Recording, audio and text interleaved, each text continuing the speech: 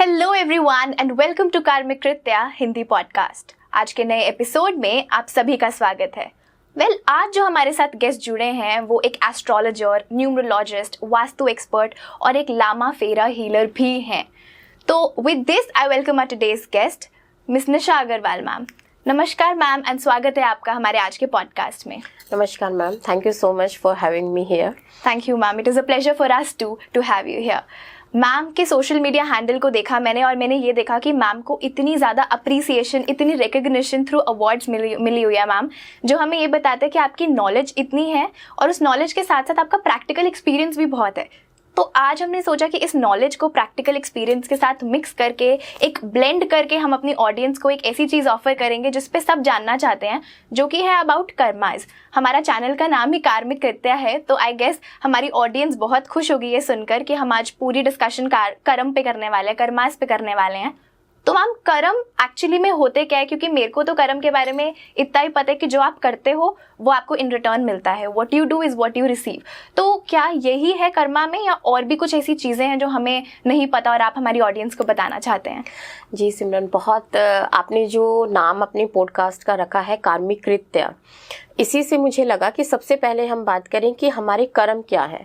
तो अगर हम इसके लिटरली मीनिंग पर जाना चाहें कि कर्म होते क्या है, कर्म मीन्स टू टेक एक्शन। जी, कि कोई भी चीज़ का अगर हम एक्शन लेते हैं तो उसे हम बोलते हैं कि हम कर्म कर रहे हैं।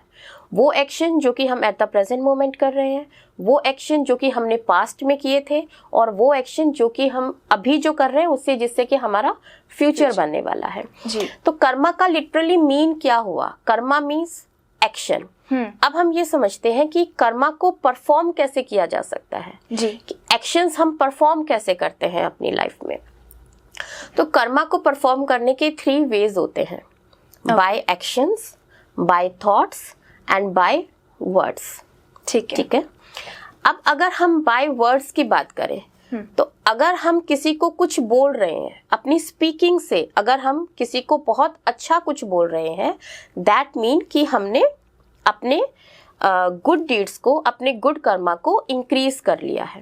ओके। हमारा खुद का हर एक सोल का, हर एक आप ये समझे कि हर एक इंसान का अपना एक कार्मिक अकाउंट होता है, राइट? अब उस कार्मिक अकाउंट में आप अपने good deeds and bad deeds को अक्यूमुलेट करते रहते हैं।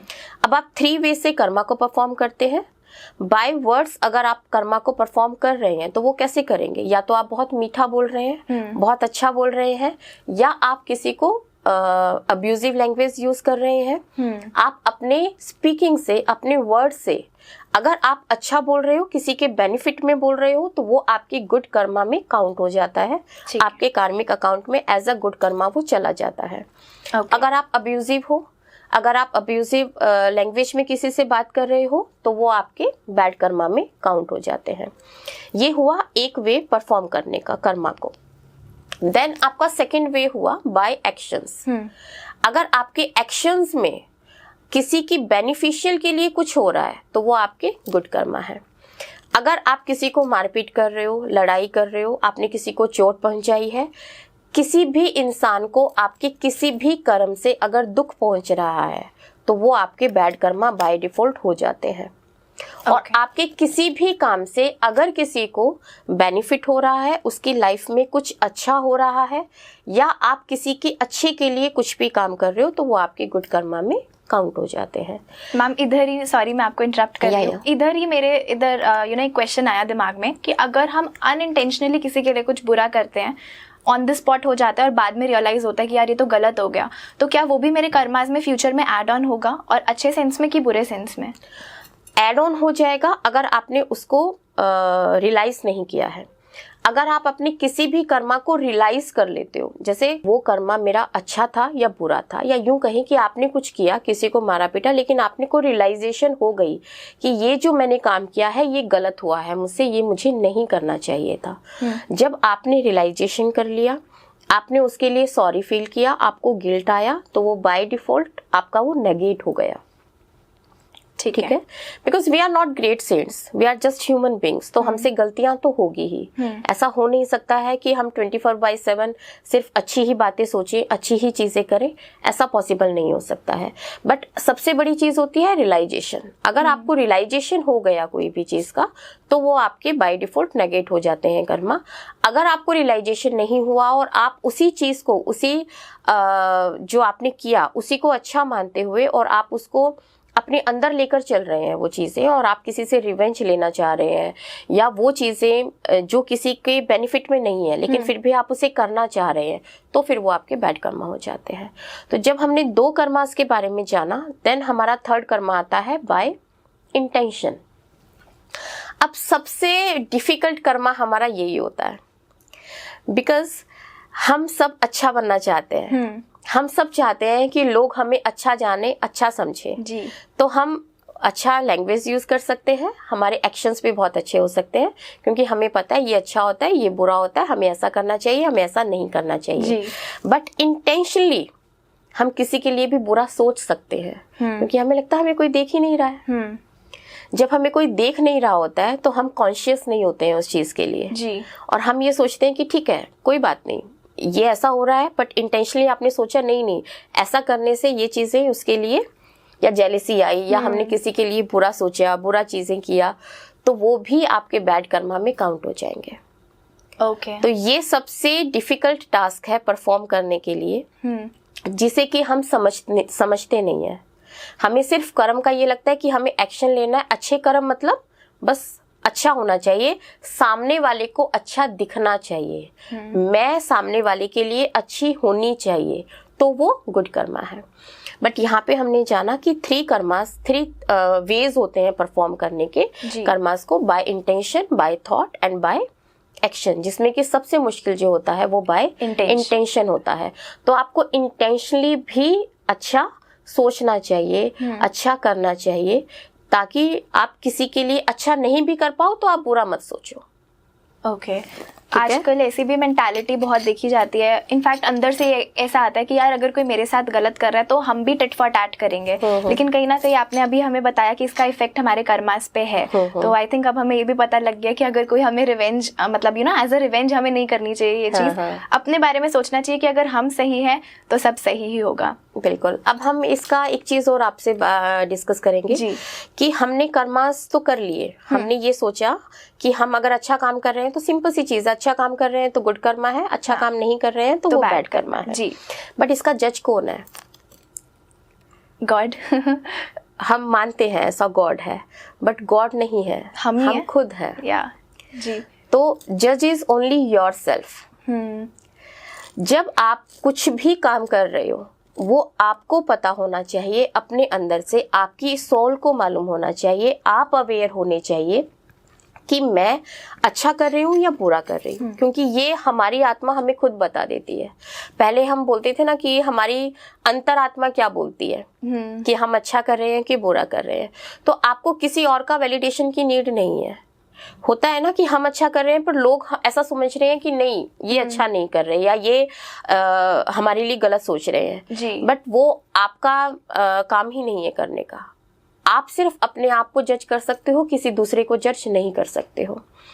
तो जिस दिन ऑब्जर्वेशन सिर्फ खुद पर आ जाएगी, अभी क्या होता है, हर इंसान दूसरों को ऑब्जर्व करता है जी कि ये कैसा कर रहा है, ये जैसा बोल रहा है, जैसा काम कर रहा है, ये अच्छा है, ये बुरा है। तो हमारी सारी जजमेंट किसके लिए होती है? दूसरों के लिए होती है, क्योंकि हमारा पूरा टाइम इसी में जाता है। ये इंसान अच्छा है, ये इंसान अच्छा नहीं है, ऐसा है, वैसा है, बट वो आप नहीं जानते। वो इंटेंशनली कैसा है वो सिर्फ वही जानता है जी। तो आप सिर्फ अपने आप को ऑब्जर्व करो। हमारी लाइफ की 80% प्रॉब्लम्स यही खत्म हो जाएगी अगर हमारा सारा ऑब्जर्वेशन सिर्फ हमारे ऊपर आ गया। अगर आपने अपनी लाइफ में ये चीज सीख ली कि मुझे खुद को ऑब्जर्व करना है कि मैं क्या कर रही हूँ, मेरी सोच कहाँ जा रही है, तो आपको लाइफ में इतनी प्रॉब्लम ही नहीं आएगी, लाइफ बहुत इजी हो जाएगी। बिकॉज आप उससे फ्री हो जाओगे कि सामने वाला क्या सोच रहा है जी। आपको पता होना चाहिए कि आप जो कर रहे हो वो अच्छा है कि बुरा है। अगर ऐसा लगता है कि मुझे तो समझ नहीं आ रहा है कि मैं अच्छा कर रही हूँ या बुरा कर रही हूँ, तो फिर वो आपका टाइम बताएगा। ओके जो टाइम आप फेस करोगे अपनी लाइफ में, वो टाइम आपको बताएगा कि आपने कैसे कर्मा किए थे। तो द जज is only your self and your time. इसके अलावा कोई जज नहीं है, कोई आपको ये जजमेंट दे नहीं सकता है कि आप कैसे हो। अब सब चीजें देखो, एक एनर्जी का खेल होता है जी। What goes around comes around, हम बचपन से सुनते आ रहे हैं। न्यूटन का लॉ हमें क्या बोलता है? every reaction has every action there is a equal and opposite reaction। जी जी। तो जो एनर्जी हम पास कर रहे हैं, अब कई लोगों को लगता है कि इससे मेरी एनर्जी बहुत मैच हो रही है। हाँ। होता है ना, हम किसी स्ट्रेंजर से मिलते हैं, उससे मिलने के बाद हमें ऐसा लगता है कि यार, ऐसा लगता है कि मालूम नहीं कब से मैं इसको जानता हूँ। जी जी। बट किसी इंसान के साथ आप बहुत टाइम से रहे हैं, फिर भी वो एक अटैचमेंट आपको फील नहीं होता है। जी। तो है सब एनर्जी, जो एनर्जी आप पास करोगे वही एनर्जी आपको मिलेगी। ओके ठीक है। तो ऐसा नहीं है कि अगर आप अच्छे कर्म कर रहे हो, अगर आप इंटेंशनली बहुत अच्छा कर रहे हो, तो वो चीजें आएंगी ही आएंगी लाइफ में। ऐसा नहीं हो सकता है कि वो चीजें लाइफ में नहीं आए। ठीक है ना। अब इसको एक एग्जाम्पल से समझते हैं। अगर मैं आपको ये बात बोलूं कि आपको किसी को ऐसा गिफ्ट देना है, कुछ भी ऐसा गिफ्ट दीजिए जो आपके पास कल लौट कर वापस आ जाएगा। मतलब आपको किसी भी इंसान को वैसा गिफ्ट देना है जो भी आप देना चाहें, लेकिन वो कल आपको सेम गिफ्ट मिलेगा। आप कैसा गिफ्ट उसे दोगे? सोन पापड़ी, क्योंकि दिवाली पे वही वापस आते हैं हमारे पास। आप उसे वो गिफ्ट दोगे जो आपको अच्छा लगता है। जी बिल्कुल। क्योंकि आपको ये पता है कि ये गिफ्ट तो मेरे पास ही वापस आने वाला है ना। जी। तो जो चीजें आपको अच्छी लगती है वही हम देंगे। जी। ऐसे ही एनर्जी का खेल है। जिस दिन आपने ये समझ लिया कि जो मैं दे रही हूँ वही मेरे पास लौट कर आने वाला है। जी। सिर्फ समझने की बात है, सिर्फ ऑब्जर्वेशन की बात है कि जो मैं पास कर रही हूँ वो लौट कर मेरे पास ही आएगा। इसका मीनिंग तो यही है ना, what goes around comes around. Yes जी। तो जिस दिन आपने ये समझ लिया, उस दिन आप अच्छा देना स्टार्ट कर दोगे। आपकी एनर्जी अपने आप ही प्यूरिफाई होना स्टार्ट हो जाएगी। आपका ऑरा जो है वो स्ट्रांग होना, वो बड़ा होना स्टार्ट हो जाएगा। आपकी थिंकिंग का पैटर्न चेंज हो जाएगा। आपके अंदर की जो वाइब्रेशन है वो हायर डायमेंशन पे चली जाएगी। ओके जी। तो जो चीजें हम सुनते हैं, सिर्फ सुन रहे हैं, समझ नहीं रहे हैं। जिस दिन समझना स्टार्ट हो गए, जिस दिन वो अवेयरनेस आनी स्टार्ट हो गई कि इन चीजों का मतलब क्या होता है, लाइफ में चेंजेस आना ऑटोमेटिकली स्टार्ट हो जाएगा। ओके ठीक है। Our life starts when we get up early in the morning and the day ends when we go to sleep. Yes. But the accumulation of all these days is our whole life, is our entire life.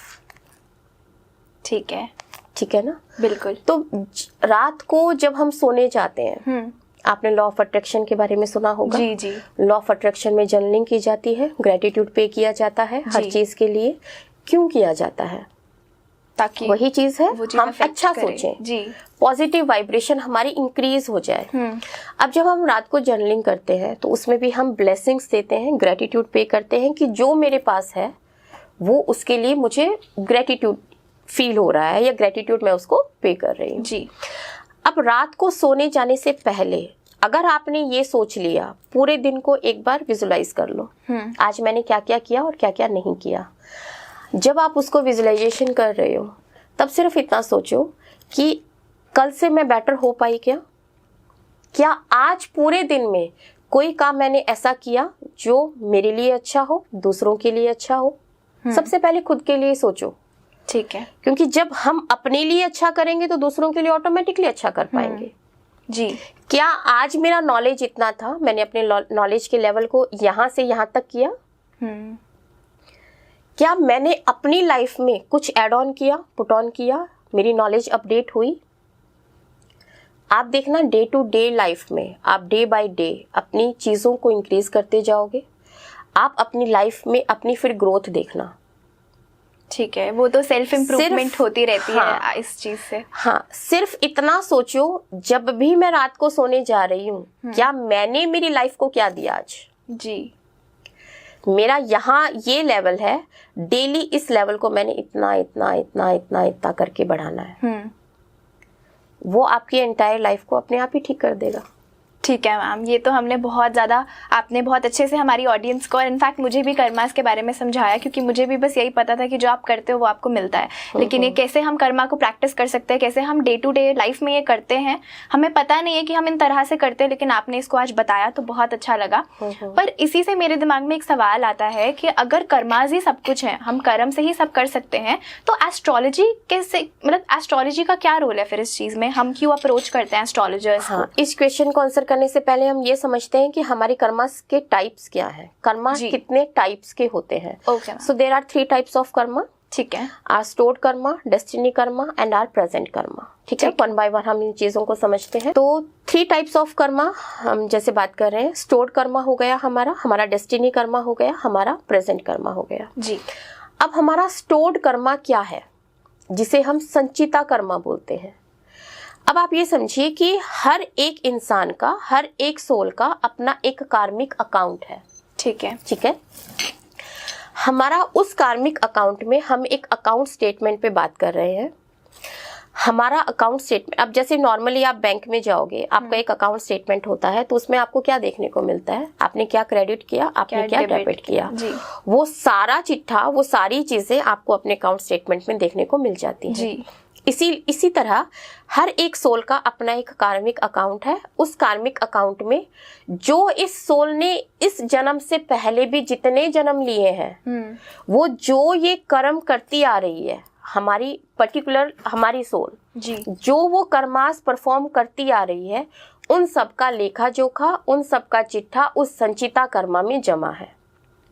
Okay, वो उसके good did, उसके bad did, उसके अच्छे कर्म, उसके बुरे कर्म, जो जो उसने परफॉर्म किए, वो एक जगह इकट्ठे हो गए हैं। That is our stored karma, that is our sanchita karma. ठीक है, तो एक तरह से पास्ट कर्मा इसको हम इससे कह सकते हैं। हाँ, जो हमने अभी तक संचित किया है, इसके जैसे लिटरली मीनिंग पर अगर हम जाएं तो वही है, जो अभी तक हमने संचित कर लिया, जो अभी तक हमने स्टोर कर लिया, वो हमारे संचिता कर्मा हो गए। अब ये जो सोल है, ये अब एक न्यू बिगनिंग में है, अब इसने एक नया लाइफ लिया है।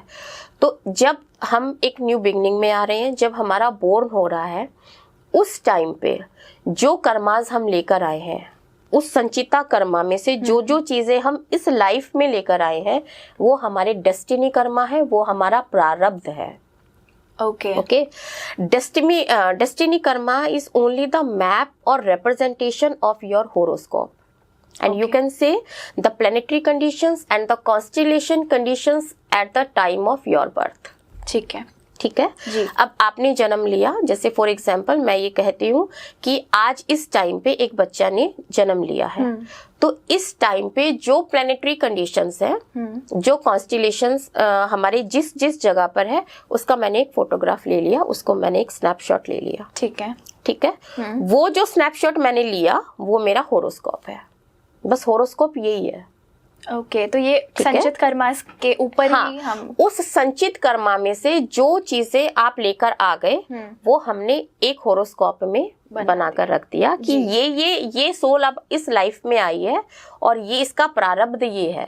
होरोस्कोप का मतलब ही आपका प्रारब्ध है, आपका डेस्टिनी है। ठीक है, अब कोई भी एस्ट्रोलॉजर जब ये चीज बताता है आपको कि इसका इस सोल में, मतलब इसकी जर्नी में ये इसके अच्छे योग बन रहे हैं, ठीक है, ये अपनी लाइफ में ऐसे ऐसे ऐसे करेगा, इसके साथ ऐसा अच्छा होगा, इसके साथ ये वाली चीज नहीं होगी। जो आपके अच्छे योग हैं, जो आपके बुरे योग हैं, वो और कुछ नहीं है, आपके खुद के अच्छे कर्म और आपके बुरे कर्म का लेखा जोखा है। ओके, ठीक है। अब हम इसको थोड़ी सी मनी की लैंग्वेज में समझते हैं जी, बिकॉज पैसों की बात सबको समझ में आती है। जहाँ पैसा आता है वहाँ हमारे दिमाग खुल जाते हैं कि ना कुछ तो इंटरेस्टिंग हो रहा है। जी बिल्कुल, है ना। क्योंकि कर्म का टॉपिक जब लोग सुनते हैं तो उन्हें लगता है कि बहुत ज्यादा बोरिंग नहीं लगे, तो हम मनी के ऊपर आते हैं कि जैसे मैंने बोला, आपको अकाउंट स्टेटमेंट है, उसके अंदर आपका अभी तक आपने जितना भी लिया है, क्रेडिट किया, डेबिट किया, वो सारी चीजें हैं। आज का स्टेटमेंट अगर मैं निकालती हूँ तो उसमें अब कितना है, अब क्या क्रेडिट और क्या डेबिट है, उसमें से क्या क्या बचा हुआ है या क्या क्या उस अकाउंट स्टेटमेंट में आपका आ गया है, तो वही आपका होरोस्कोप हो गया। ठीक है। अब उस होरोस्कोप को एस्ट्रोलॉजर आपको पढ़ के बताता है। अब आपका क्वेश्चन ये था कि एस्ट्रोलॉजर के पास हम जाएं क्यों? हाँ, एस्ट्रोलॉजी का क्या रोल है? हाँ जी, वो एस्ट्रोलॉजी का यहाँ पे ये रोल है कि आपको एक एस्ट्रोलॉजर आपके प्रारब्ध के बारे में बता सकता है, क्योंकि उसने पर्टिकुलरली उस चीज के ऊपर काम किया है। ठीक है। ठीक है, क्योंकि हमें ये मालूम है एज एन एस्ट्रोलॉजर कि एक होरोस्कोप का रीडिंग कैसे करते हैं। तो वो और कुछ नहीं बताता है, वो आपको आपके ही बारे में, आपका ही प्रारब्ध पढ़ के आपको बता रहा है। ठीक है। ठीक है, अब आप ये चीज समझोगे कि क्या जो जो चीजें एस्ट्रोलॉजर ने बताई क्या वो सब होती हैं? क्योंकि हम सिर्फ ये एक प्रिडिक्शन बोलते हैं जी। कोई भी एस्ट्रोलॉजर आपको ये नहीं कह सकता कि ये 100% होगा। वो उसने सिर्फ प्रारब्ध पढ़ा है और हम यही बोलते हैं कि प्रिडिक्शंस क्या है। और प्रिडिक्शन का मतलब क्या है कि वो कुछ हम प्रिडिक्ट कर रहे हैं जी। ये हो सकता है। प्रिडिक्शन मतलब पॉसिबिलिटीज, इसका पॉसिबिलिटी है जी। और वो पॉसिबिलिटी क्यों है? क्योंकि आपके प्रारब्ध में आपने ये चीजें की है और ये लेकर आए हो, तो इस सोल को ये चीजें इस जन्म में भोगनी पड़ेंगी। ओके। बट अब हो सकता है कि वो नहीं भोगे, हो सकता है कि वो चीजें नहीं आए उसके लाइफ में। अब नहीं आएंगी तो क्यों नहीं आएंगी? क्योंकि अब जैसे जो नेक्स्ट हम बात करेंगे प्रेजेंट कर्मा कि इस कर्म में हो सकता है कि उसने बहुत अच्छे काम किए हो। आप बाय डिफॉल्ट भी तो बहुत सारी चीजें अपनी लाइफ में कर रहे होते हो जी। हो सकता है कि अभी तक आपने जब आप एस्ट्रोलॉजर से मिले उसको ये नहीं पता आप प्रेजेंट में क्या कर रहे हो, उसे ये पता है कि आप प्रारब्ध में क्या लेकर आए हो जी। अगर कोई चीज ऐसी है जो मैच नहीं कर रही है, दैट मीन कि आपके प्रेजेंट कर्मा को आपने इतना बढ़ाया हुआ है कि वो आपके उस प्रारब्ध को अभी तक नेगेट कर चुका है। और ऐसा उल्टा भी हो सकता है कि हो सकता है और मतलब गलत कर्म किसी ने करे। हाँ, तो प्रेजेंट जब हम प्रेजेंट पे आएंगे तो हम बात करेंगे कि कैसे बैलेंस आउट हम इन चीजों को कर सकते हैं जी। तो अब अगर हम इस क्वेश्चन पे बात करें कि लोग अगर हम ये समझते हैं कि बहुत सारे लोगों को हम ऐसे देखते हैं जो अच्छे कर्म नहीं करते हैं, जो लाइफ में कुछ भी अच्छा नहीं कर रहे, बहुत फ्लरिश हो रहे हैं, बहुत आगे तक जा रहे हैं जी। मैं तो बहुत अच्छा हूँ, क्योंकि हर इंसान ये समझता है कि मैं अच्छा हूँ। सबको ये लगता है कि मैं अच्छा हूँ, बाकियों में सब में गलतियां हैं, बाकी जो कर रहे हैं उसमें ये अच्छा नहीं है, ये अच्छा नहीं है, बट मुझे तो पता है मैं अच्छा हूँ, तो मैं तो बहुत अच्छे कर्म करता हूँ, मैं तो बहुत ही अच्छा हूँ, बट मेरे साथ बुरा क्यों होता है? हाँ। तो ये कर्म वरम कुछ होते नहीं है।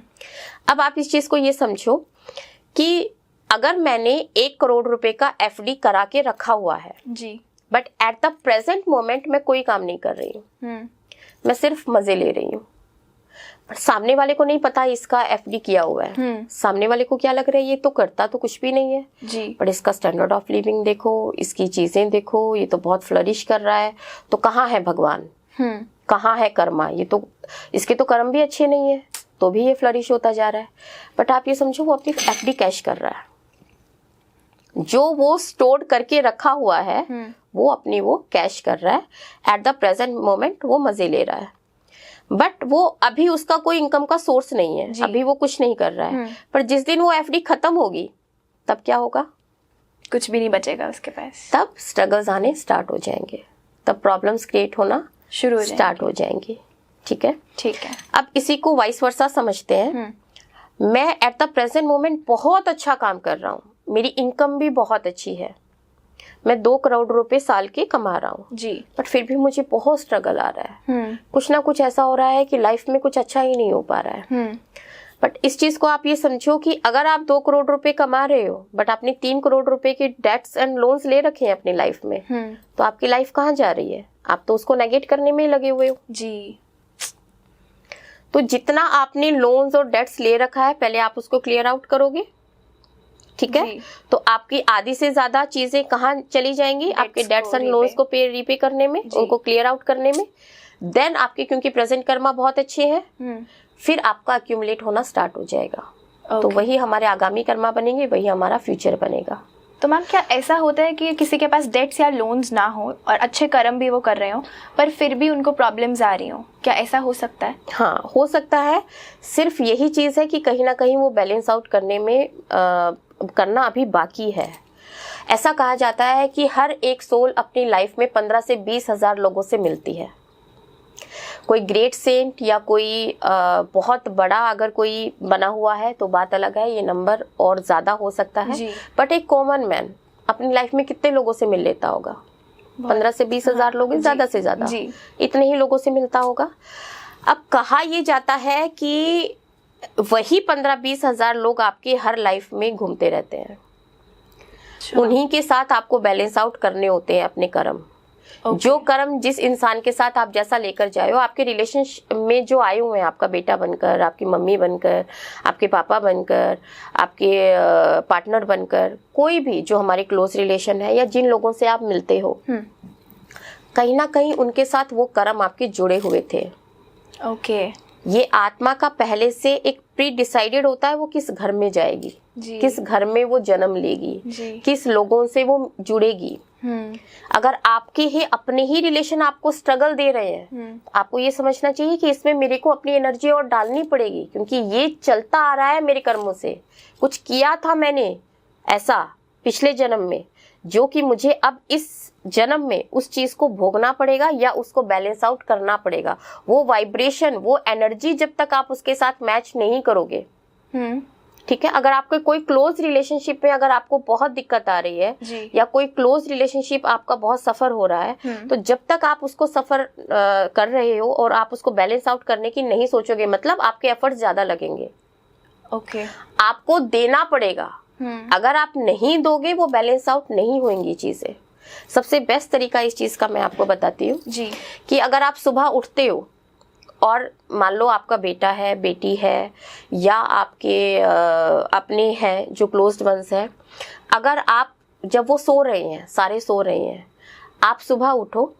सुबह उठने के बाद हाथ जोड़कर, जिसके साथ भी आपको प्रॉब्लम आ रही है, आप हाथ जोड़कर उसके सामने ऐसे बोलो कि उसका जैसे मैंने नाम लिया, सिमरन नाम लिया, ऐसे मतलब एक सोच लेते हैं हम एक, कि सिमरन रूपी आत्मा मेरे पिछले जन्मों में या इस जन्म में मैंने अगर आपको कोई दुख पहुंचाया हो, या मेरी वजह से अगर कोई गलती हुई हो, या आपकी आत्मा को दुख पहुंचा हो, तो मैं आपसे हाथ जोड़कर माफी मांगती हूँ। वो आत्मा आपकी आत्मा से मैच करना स्टार्ट कर देगी। आपको कुछ महीने डेली रूटीन में आपको ये चीजें करनी होगी। आप सिर्फ कुछ नहीं करना है, जब ब्रह्म मुहूर्त में अगर आप कर सकते हो तो बहुत ही अच्छी बात है। अगर आप ब्रह्म मुहूर्त में नहीं कर सकते हो तो आप सुबह उठो, वो सोया हुआ है इंसान, आपको सिर्फ अपने मन में हाथ जोड़कर उसके सामने खड़े होकर उसकी आत्मा से आपकी आत्मा को एक मैसेज पहुंचाना है कि मैं आपसे माफी मांगती हूँ कि मुझसे अगर कुछ भी गलती इस जन्म में हुई हो या नेक्स्ट जन्म में हुई हो तो आप मुझे माफ करें, और आप जो मैं ये रिस्पॉन्सिबिलिटी मुझे मिली है वो चीज़ मैं बहुत अच्छे से निभाऊंगी। आप देखना डे बाय डे अगर आप महीना भर भी ये चीज़ करते हैं तो वो इंसान आपकी एनर्जी से मैच करना स्टार्ट कर देगा। ओके, तो ये तो आपने रिलेशंस का बताया कि अगर कुछ भी ऐसा होता है तो हम ये चीज़ कर सकते हैं। तो ऐसा भी बोला जाता है मैम कि अगर मेरे को इस जन्म में फाइनेंशियल लॉसेस हो रहे हैं तो पिछले जन्म में मैंने किसी के फाइनेंशियल लॉस करे हो जो मैं आज भुगत रही हूँ। हाँ, देखो, अगर आपका कुछ ऐसा चल रहा है कि लोग आपके पैसे वापस नहीं कर रहे, वैसे तो बहुत सारी रेमेडीज होती हैं, हम उनको परफॉर्म भी करते हैं, सब चीजें होती हैं, बट कहीं ना कहीं वो अगर आपने किसी का पैसा मारा हुआ है पिछले जन्म में तो वो चुकाना तो पड़ेगा ही जी। वो चीज़ तो होगी ही। अब जैसे न्यूमरोलॉजी में हम कार्मिक नंबर्स की बात कर रहे थे, तो हमारा 10, 14, 16, 19 ये सब हमारे कार्मिक नंबर्स होते हैं। तो हर कार्मिक नंबर का एक मतलब होता है। ओके। तो जो 14 नंबर होता है वो कहीं ना कहीं पैसों से पिछले जन्म में आपने कुछ ना कुछ घोटाले किए हैं, आपने कुछ ना कुछ किसी का एक मतलब पैसों से रिलेटेड कोई भी चीज़ों में आपने कुछ अच्छा नहीं किया है, और इस जन्म में भी अगर आप वो चीज़ें रिपीट करोगे तो वो स्ट्रगल आपको आएगा ही आएगा। ओके, ठीक है ना जी। तो कुछ ना कुछ चीज़ें ऐसी ही होती हैं। उसी तरह हम उन्हीं डेट ऑफ बर्थ जो हमारी होती है उन्हीं डेट्स पर हम जन्म लेते हैं, उन्हीं डेट्स पर हम आते हैं। बहुत सारी चीज़ें हमारी लाइफ में ऐसी होती है जो शायद हम खुद भी समझ नहीं पाते हैं, लेकिन वो सब इंटरकनेक्टेड होता है। ओके। अब हम थर्ड कर्मा पे अगर हम बात करें, हमने बात किया प्रारब्ध कर्मा हमारा क्या होता है। अब हम बात करते हैं प्रेजेंट कर्मा। प्रेजेंट कर्मा यही है जो हम इस लाइफ में परफॉर्म कर रहे हैं। ठीक है। इस लाइफ में अब वही बात आ गई, इस लाइफ में आप परफॉर्म कैसे करोगे, वही 3 वे से करोगे जी। आपके थॉट से, आपके एक्शन से, आपके इंटेंशन से। अब ये प्रेजेंट कर्मा में अगर आप बहुत अच्छे कर्म अपने बढ़ा लेते हो तो ये पिछले कर्मों को तो नेगेट कर ही देंगे, पिछले कर्मों को तो नेगेट कर ही देंगे, आपके आगामी कर्मों को भी अच्छे कर देंगे। तो सबसे इम्पोर्टेंट जो होता है वो ये प्रेजेंट कर्मा होता है, हमारा क्रियामान कर्मा होता है। हमें नहीं पता, हम जो कर आए वो कर आए जी, उसको हम चेंज नहीं कर सकते हैं, बट हम अपने प्रेजेंट कर्मा को बहुत अच्छा बना सकते हैं जी। बहुत सारे संत महात्मा ऐसे हुए हैं, हमारे ऋषि मुनि ऐसे हुए हैं, क्या उन्होंने कभी अपना हॉरोस्कोप दिखाया था? नहीं। क्या ऐसा हुआ था कि उनको ये लगा हो कि नहीं तुम्हें फाइनेंशियल इश्यूज आएंगे, तुम्हें ये आएंगे? उन्होंने क्या किया, वो उस चीज से परे हो गए, वो अपने प्रारब्ध से परे हो गए। उन्होंने अपनी वाइब्रेशन को, अपनी चीजों को इतना बढ़ा लिया, अपने प्रेजेंट कर्मा को ऐसा कर लिया, अपनी लाइफस्टाइल को ऐसा कर लिया कि अब वो चीजें उनके ऊपर वो इम्पैक्ट ही नहीं डालेंगी। कभी उनके मुंह से नहीं हम सुनेंगे कि मेरे को रिलेशनशिप इश्यूज आ रहे हैं, मेरे को फाइनेंशियल इश्यूज आ रहे हैं, क्योंकि वो उससे परे हो गए जी। तो वहां पे वो होरोस्कोप क्या काम करेगा? क्योंकि वो तो सिर्फ प्रारब्ध है आपका जी। तो एस्ट्रोलॉजर के पास जाके आप अपने बारे में समझ सकते हो। अब हम ये कहें कि जब कर्म ही हमको परफॉर्म करना है, अच्छे ही कर्म करने हैं, तो हम किसी एस्ट्रोलॉजर के पास क्यों जाएं? हमें क्यों जरूरत है अपने होरोस्कोप रीडिंग कराने की? जी। वो इसलिए जरूरत है क्योंकि जब तक आप अपने होरोस्कोप को समझोगे नहीं, ये जितनी भी अकल्ट साइंस है ये एक तरह से हेल्पिंग टूल्स है जी। ठीक है। तो जब हमें अपनी लाइफ में कोई हेल्पिंग टूल्स है जो हमें अपने बारे में बता सकता है, मैं क्या हूँ, मेरी सोल क्या है, मैं क्या करने आई हूँ, मेरा सेटिस्फेक्शन क्या है, क्या मेरे स्ट्रॉन्ग पॉइंट है, क्या मेरा इम्प्रूवमेंट एरियाज है, क्या मुझे करना चाहिए, किन चीजों का मुझे ध्यान रखना चाहिए जी। अगर कोई हेल्पिंग टूल्स है जो कि मुझे अपने ही बारे में समझा सके और मेरे अंदर वो अवेयरनेस ला सके कि मेरा पर्पस क्या है लाइफ का, तो मैं उसका हेल्प क्यों नहीं लूं? जी बिल्कुल, करंट स्टेटस भी हमें पता लग जाता है। तो वो सिंपल सी चीज है जी कि क्यों हम अपने होरोस्कोप दिखाएं। अगर आपको नीड लग रहा है, अगर आप सेटिस्फाइड हो, आपको लग रहा है कि मुझे नीड ही नहीं है, सब चीजें एकदम अच्छे से जा रही हैं, आपकी सोल सेटिस्फाई है, तो आपको नहीं है जरूरत अपने होरोस्कोप दिखाने की, आपको नहीं है जरूरत किसी एस्ट्रोलॉजर के पास जाने की। जी। बट अगर आपको इश्यूज आ रहे हैं, आपको स्ट्रगल आ रहा है, तो आपको कोई अवेलेबल है चीज जो आपको हेल्प कर सकती है, तो व्हाई नॉट? बिल्कुल, क्यों नहीं हम उसकी हेल्प लें? जी।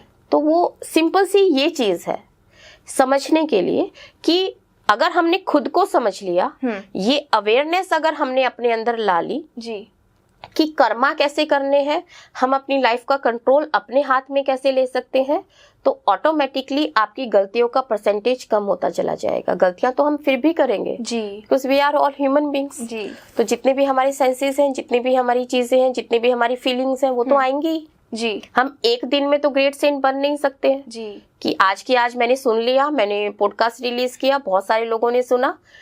आप कुछ भी, मैं आपको कितना भी समझा लूं, आप 2 दिन उस चीज पे रह पाओगे, तीसरे दिन आप वही हो जाओगे जो आप थे। बिल्कुल।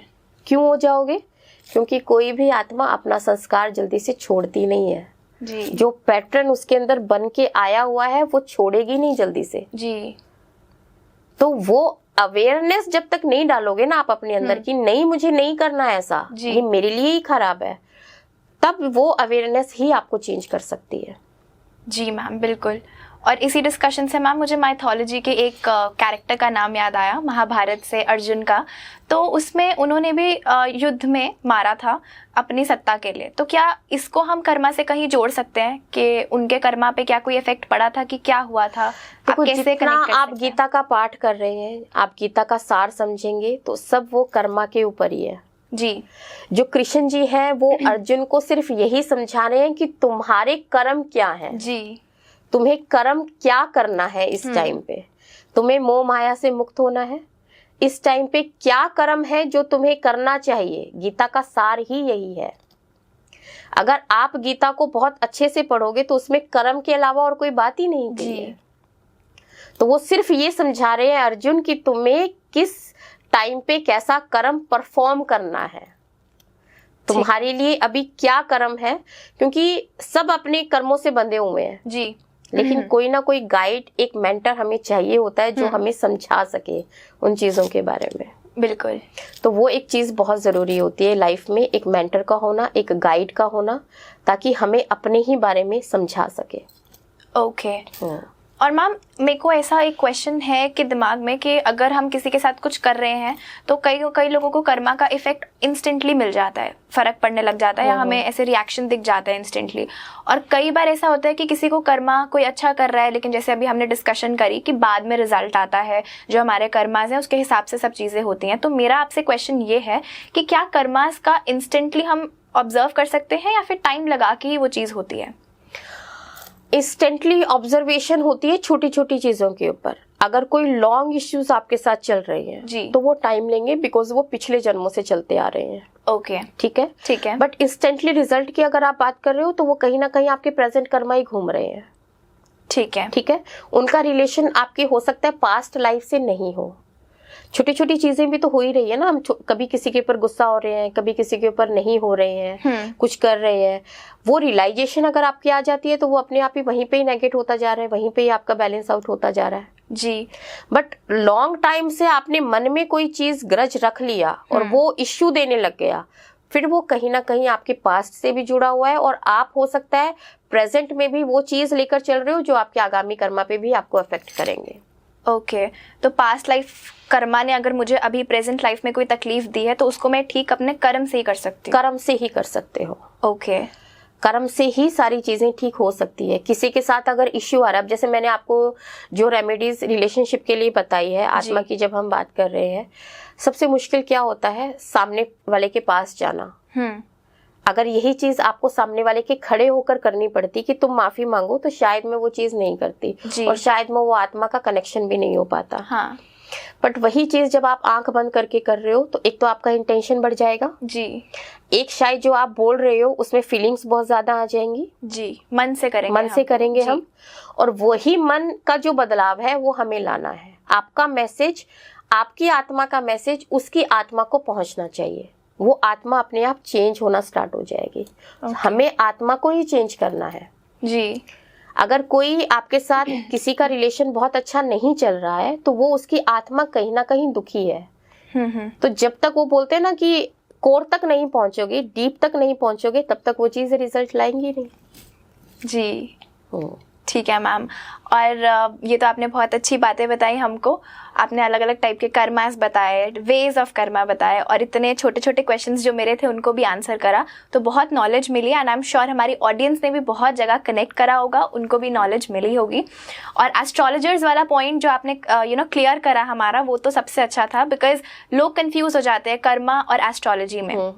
तो मैम क्या मैं ये कह सकती हूँ कि हम जब बॉर्न हुए थे तब हमारा एक आपने कहा स्नैपशॉट आ गया था और यहाँ पे अगर मैं इस टाइम यहाँ पे हूँ बिकॉज ऑफ माई डेस्टिनी और मुझे यहाँ पहुँचना है, इधर से मुझे यहाँ पहुँचना है, तो मेरी डेस्टिनी इज प्री रिटन, लेकिन ये जो बीच का रास्ता है वो हम कर्मास से पूरा कर सकते हैं। क्या ये बात ठीक है? बिल्कुल बिल्कुल ठीक है। जो वो रास्ता है अगर आपने वो समझ लिया कि मुझे कैसे करना है जी। आपके देखो जितने भी लोग इस ब्रॉडकास्ट को सुन रहे होंगे जी, उनमें चेंजेस उनकी लाइफ में जरूर आएंगे, क्योंकि आप अपने कर्माओं में सुधार लाओगे।